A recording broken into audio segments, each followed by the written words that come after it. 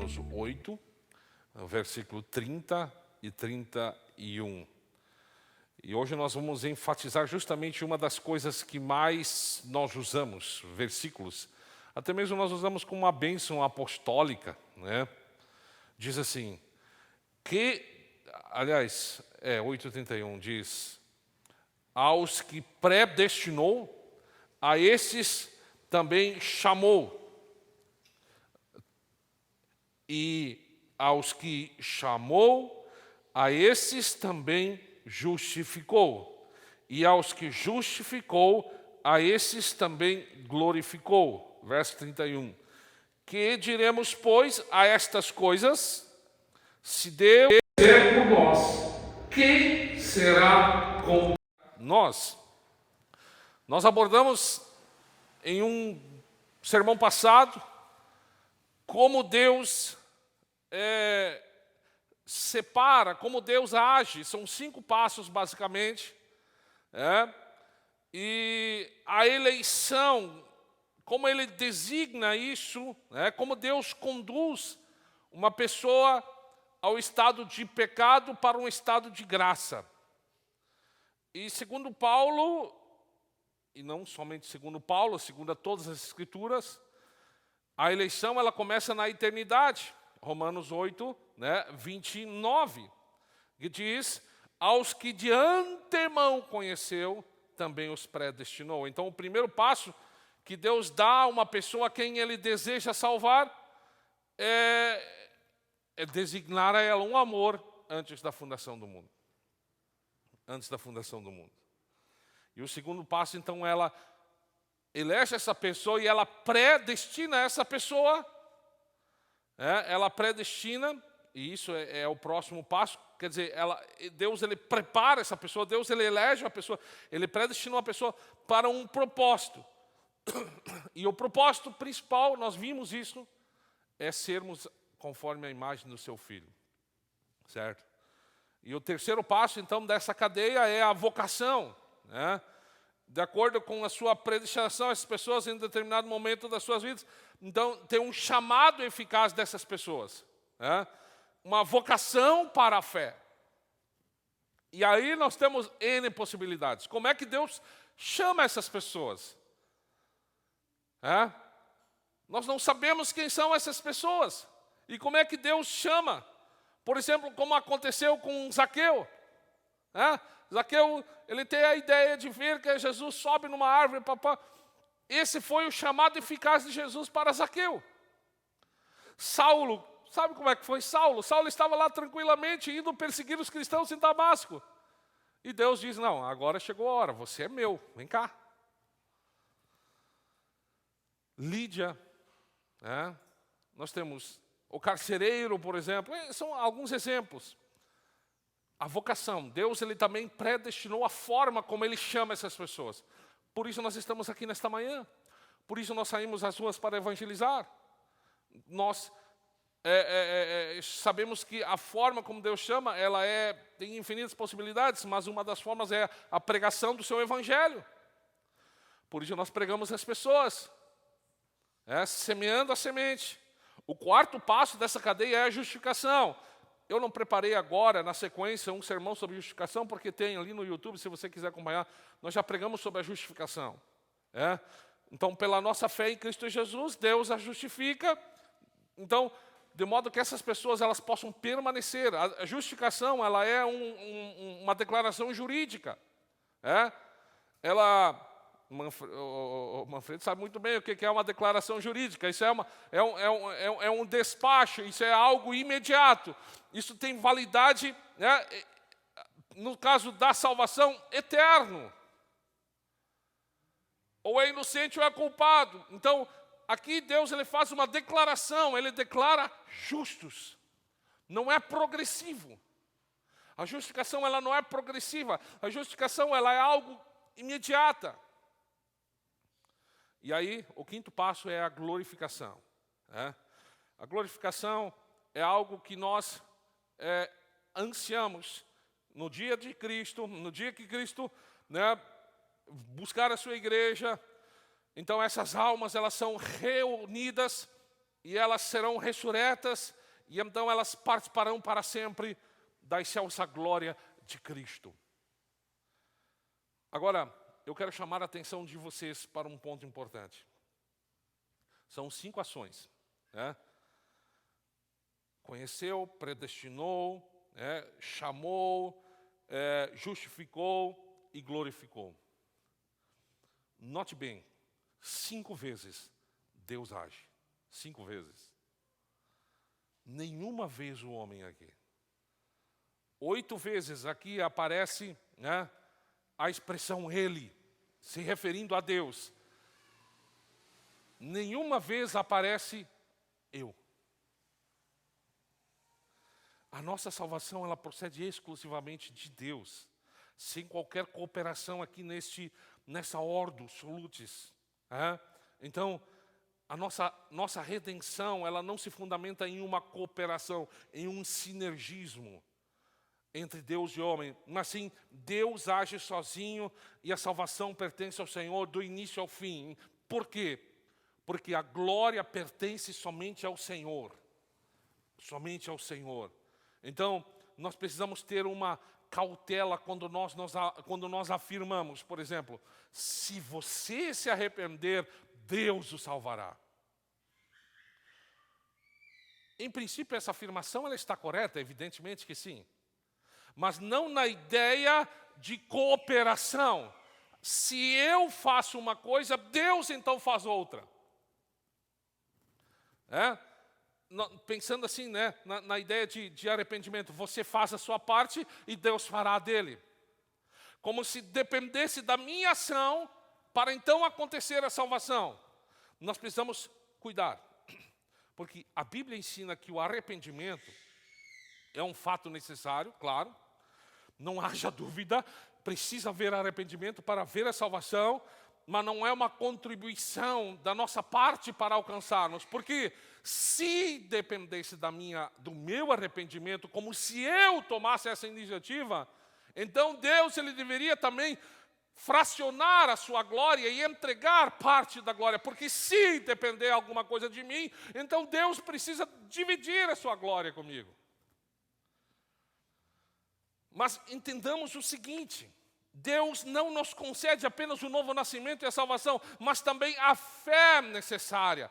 Deus, ele reparte a fé para que então nós nos arrependamos, para que nós sejamos santos, para que nós tenhamos uma obediência necessária, uma fidelidade necessária, até mesmo as boas obras. Deus, ele nos dá. Entendemos isso? Então, do começo ao fim, Deus nos concede em Cristo tudo que é necessário. Se você teve a capacidade de se arrepender, é porque Deus concedeu a você a capacidade necessária para você entender o Evangelho. Deus, ele agiu em você. Ele deu fé suficiente para que nós crescêssemos.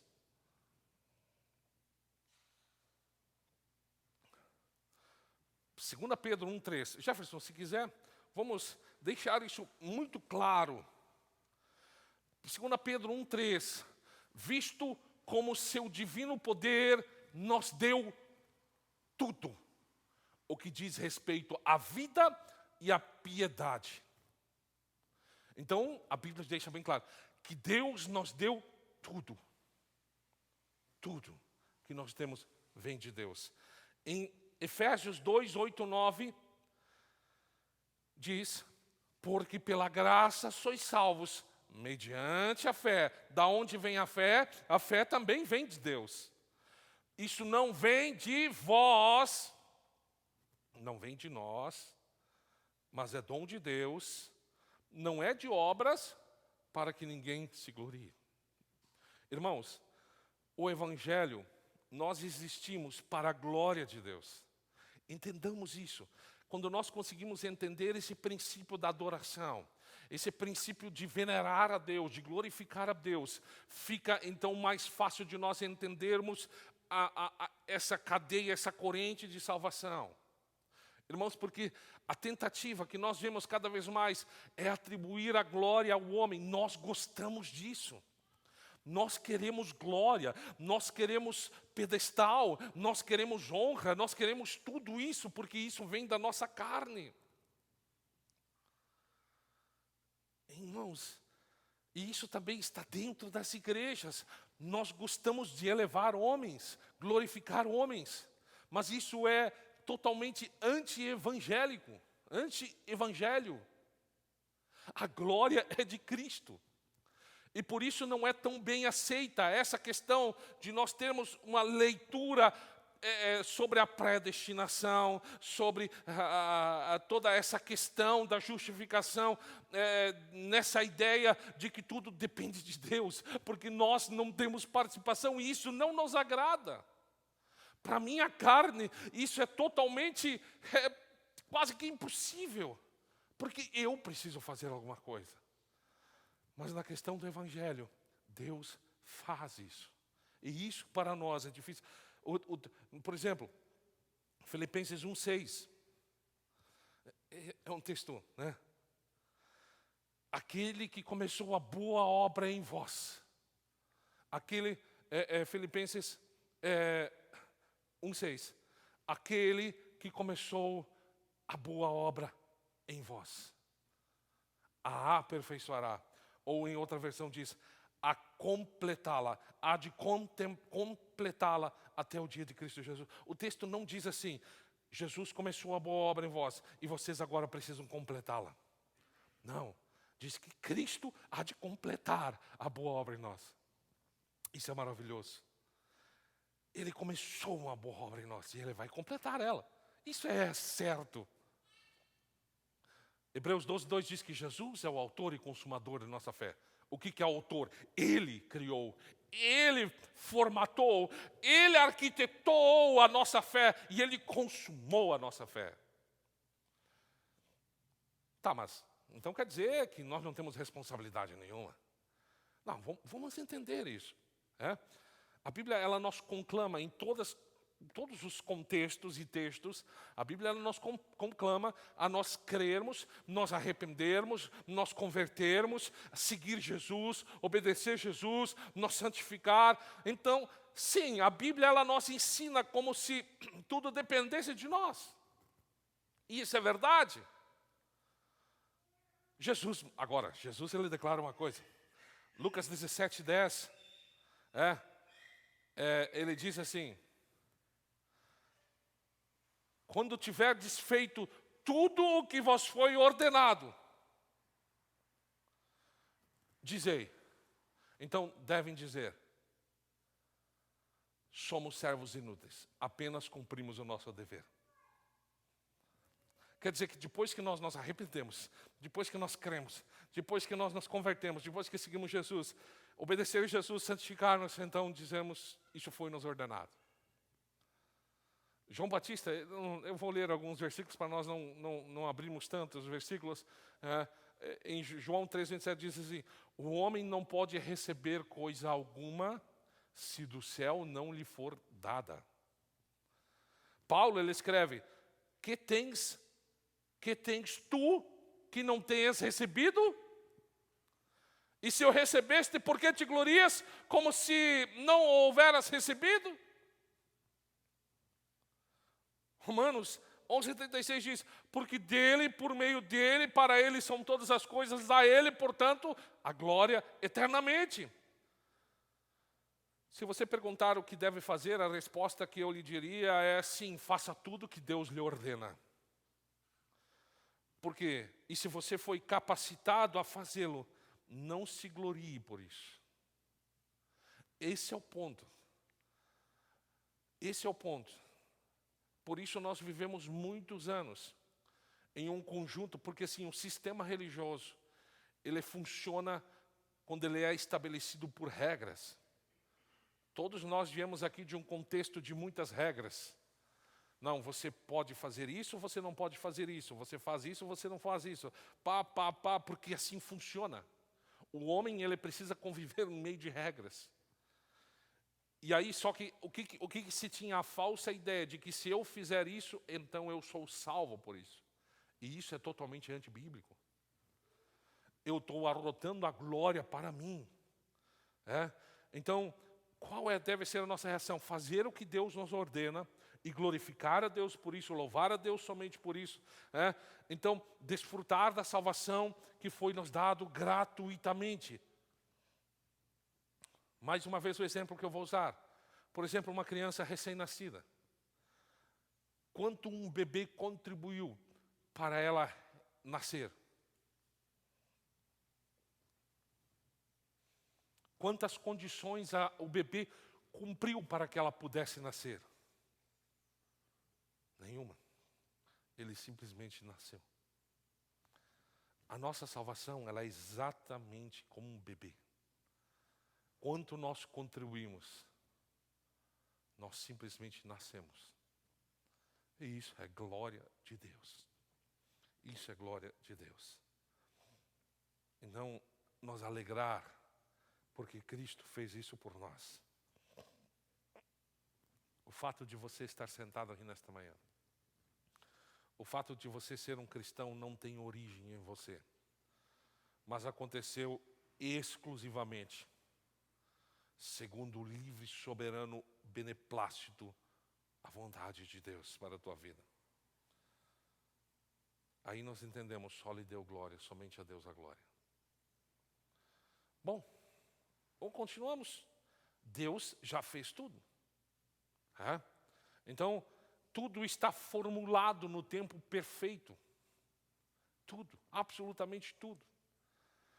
É compreensível que a maior parte do tempo, a maior parte das ações já tenha acontecido. Já tenha sido concluída. A eleição foi antes da fundação do mundo. Bem como a predestinação também.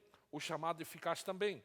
Mas será que quanto à nossa justificação, ela também já está concluída?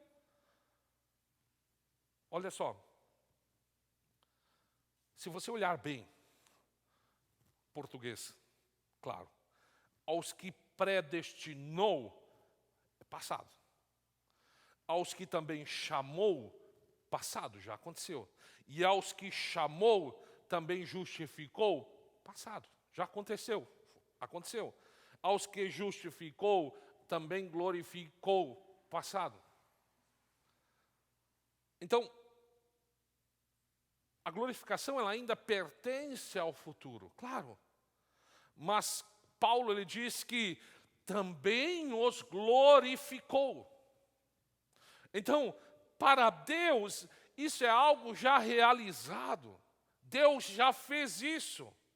Nós olhamos para a nossa salvação como uma linha de tempo, né? Como uma linha de tempo, como um percurso. Ela começa na eleição, né? Ela passa pela vocação, ela passa pela justificação, termina agora no futuro com a glorificação. Nós ansiamos pela glorificação. Então, nós a olhamos, mas Deus ele não vê a nossa salvação como uma linha de tempo. Ele vê a salvação como um acontecimento completo. Nós criamos muitas ideias na nossa cabeça. E eu, por muito tempo, eu tive preso a isso. E isso me agoniava. Nós temos a ideia de que tem um anjo no céu que ele escreve o nosso nome no livro da vida. Aí nós erramos, vai lá e apaga. Aí nós arrependemos, volta lá e escreve. Imagina, eu precisaria de um livro só para mim. Estaria tudo borrado, rasgado.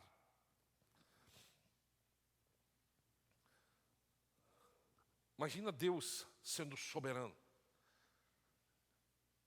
Ele diz que ele vai para o céu. Jesus ele foi para o céu, posso preparar lugar. Imagina Deus com os anjos lá. Vai lá, constrói a casa do Jefferson. Não, pode acabar. Jefferson rateou, caiu, pecou. Pode demolir.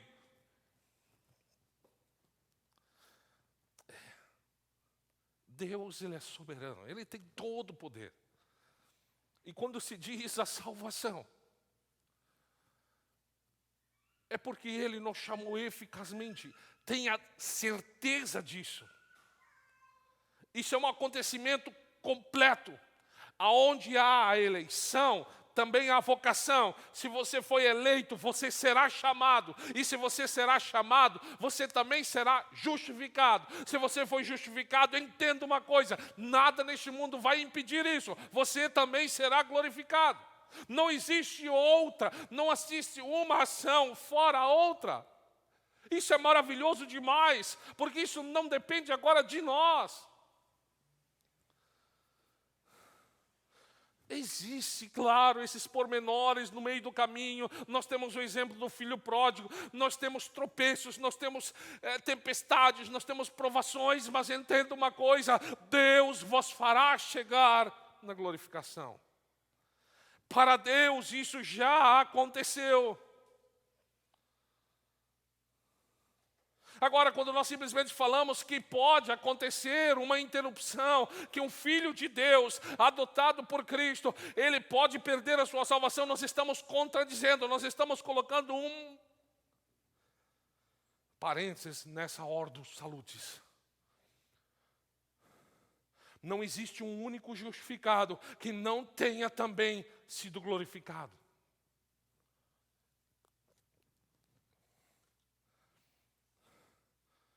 Agora, quando eu entendo isso, o meu coração ele não pode se encher de orgulho, o meu coração não pode se encher de prepotência, de independência e dizer: eu sou salvo, agora eu posso fazer o que eu quero. Não, não. Quando nós pensamos desta maneira, é porque justamente nós não entendemos o Evangelho. Esses dias eu recebi a visita de um irmão lá em casa, de outra.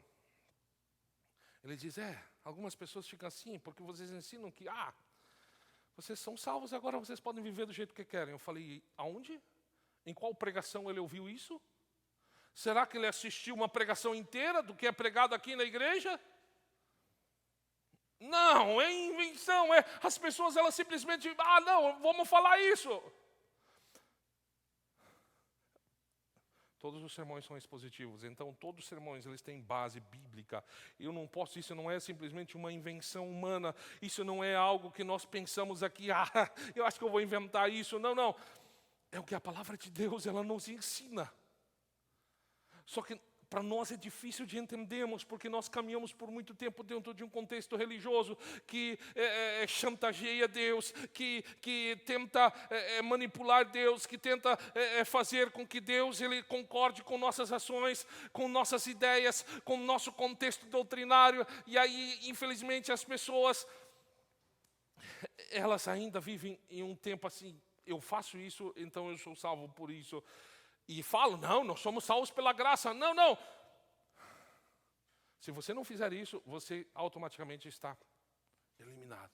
Deus ele não vai ser pego de surpresa por ninguém. Deus ele sabe exatamente quem ele chamou. Quando nós somos escolhidos por esse amor incondicional, Deus já via em nosso coração como consumados, como glorificados. Ele viu você como filho.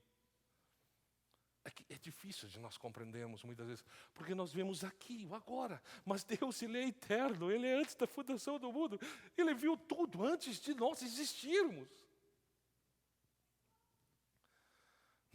Por isso, nós nunca tivemos uma geração tão fraca ante o conhecimento de Deus. Por isso Oséias diz: meu povo está sendo destruído porque lhe falta conhecimento. Nós precisamos conhecer quem Deus é. Nós ficamos quintas-feiras aqui ensinando sobre os atributos de Deus, a fidelidade de Deus, por exemplo.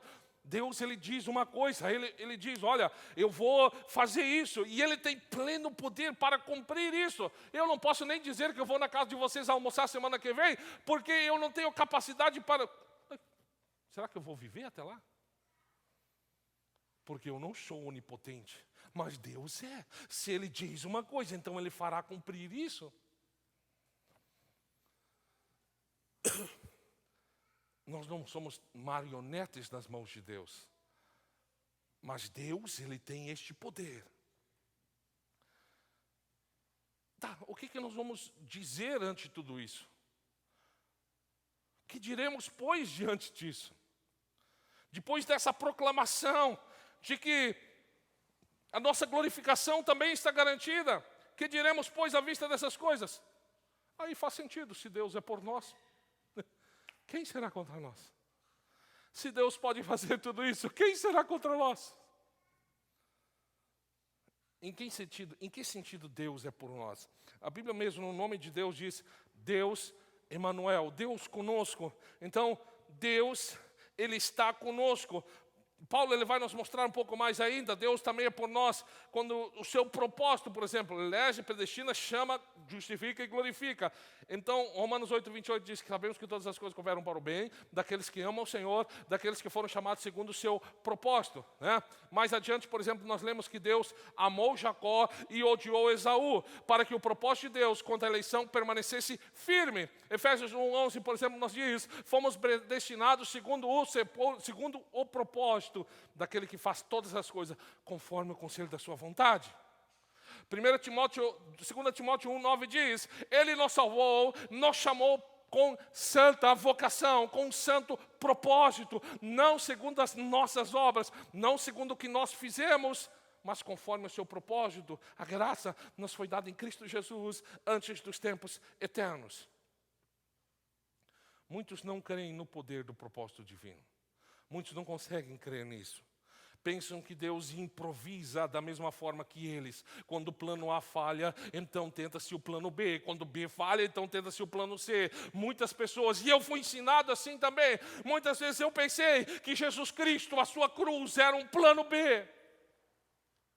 Jesus tentou com Adão e Eva um paraíso, papá, deu errado. Então Deus ele colocou Abraão. Abraão também não deu muito certo, então foi Moisés. E aí foi dispensações.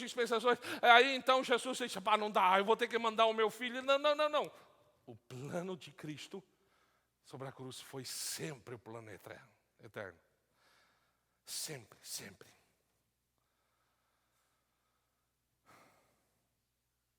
Maldito o homem que confia no homem. Mas você pode confiar plenamente no poder de Deus, no plano de Deus, no conselho de Deus. Isaías 46:10 diz: o meu conselho permanecerá de pé e eu farei toda a minha vontade.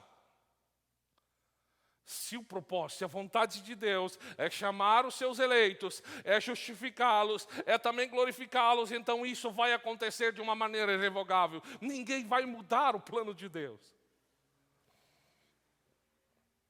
Ninguém pode fazer isso aí. Pergunto, se Deus é por nós, se Ele com seu conselho e com sua vontade nos chamou para a salvação, que é o seu propósito, quem será contra nós?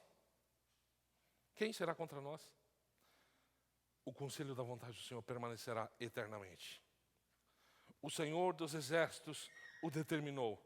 Quem poderá impedir? A sua mão está entendida. Quem a fará voltar para trás? Está lá em Isaías 14:27. Números 23:19. Somente para alicerçar essa mensagem nessa manhã. Deus não é homem para que minta, nem filho do homem para que se arrependa. Porventura, tendo ele prometido, não o fará? Ou tendo falado, não cumprirá? Sim, ele fará. Ele vai fazer.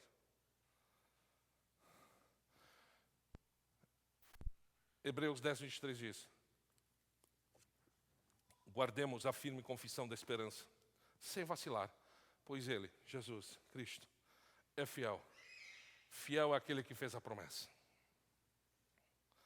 Somente para nós encerrarmos. As promessas de Deus permanecem, jamais vacilarão. Com o sangue, Jesus ele selou aquilo que Ele prometeu em sua palavra.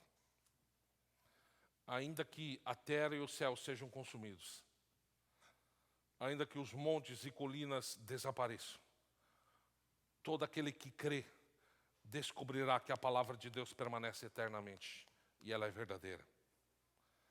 Entenda, saiba, Deus está do seu lado. Deus é por você. Quem será contra você? Nem anjos, nem demônios, nem homens perversos, nem Lula, nem Bolsonaro, nem tempo, nem chuva, nem mesmo a nossa própria carne é pecaminosa. Porque a promessa de Deus ela é maior, o poder de Deus é maior do que tudo.